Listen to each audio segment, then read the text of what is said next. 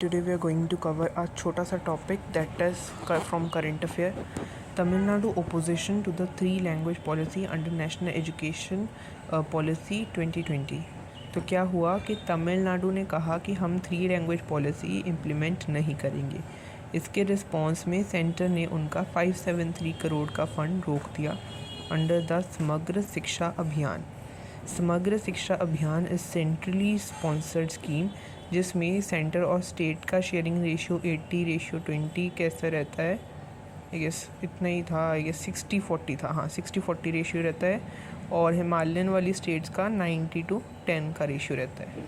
सो इसमें क्या है, 3 लैंग्वेज में 2 आप नेटिव लैंग्वेज करो और 1 फॉरेन लैंग्वेज करो, या फिर आप तीनों नेटिव लैंग्वेज करो, मतलब 2 मिनिमम नेटिव लैंग्वेज होनी चाहिए। तो हम इसमें टाइमलाइन पढ़ेंगे। तो 1948 to 49 यूजीसी बना, यूनिवर्सिटी ग्रांट कमीशन, और इसको चेयर किसने किया? श्रीवल्ली राधा कृष्णा ने, ठीक है। और इसने भी इसको रीअफर्म किया कि हमें 3 लैंग्वेज पॉलिसी लेके आनी चाहिए। देन 1964 में हमारा कोठारी कमीशन बना।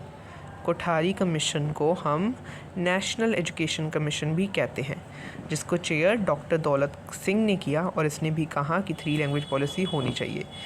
देन 1968 की नेशनल एजुकेशन पॉलिसी आई, ठीक है। और जब राजीव गांधी पावर में आए तो उन्होंने सेम नेशनल एजुकेशन पॉलिसी को रखा और इसको रीअफर्म किया 1986 में। और यही पॉलिसी हमारे नरसिम्हा राव जी ने थोड़ी सी मॉडिफिकेशन की और रिवाइज़ किया in 1992। Reaffirm 1986 by Rajiv Gandhi, revise 1992 by Narasimha Rao.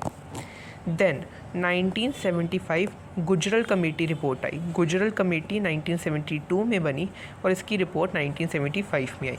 इसने कहा कि उर्दू को भी हमें लैंग्वेज में ऐड करने की ज़रूरत है।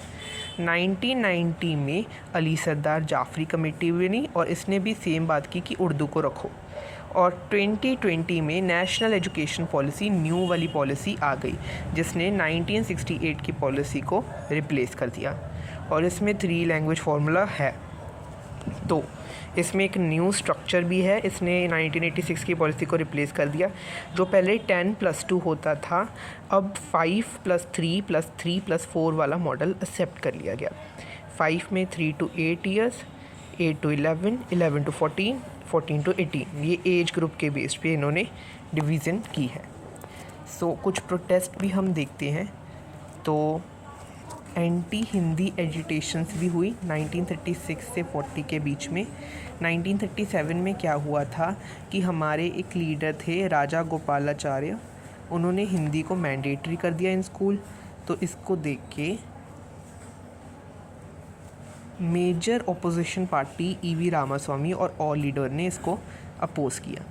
1938 से 40 के बीच में प्रोटेस्ट चल रहे और फाइनली 40 में ये रिपील हो गई। और एक एंटी हिंदी इम्पोजिशन एजिटेशन 1965 में हुआ, जब हिंदी को सोल ऑफिशियल लैंग्वेज बना दिया गया। तमिलनाडु ने इसका अपोज किया, जिससे बीजेपी हारी और डीएमके एक पार्टी है वो पावर में आ गई। तो ये था हमारा आज का छोटा सा टॉपिक। हम मिलेंगे अगली वीडियो में। Till then take care, bye bye.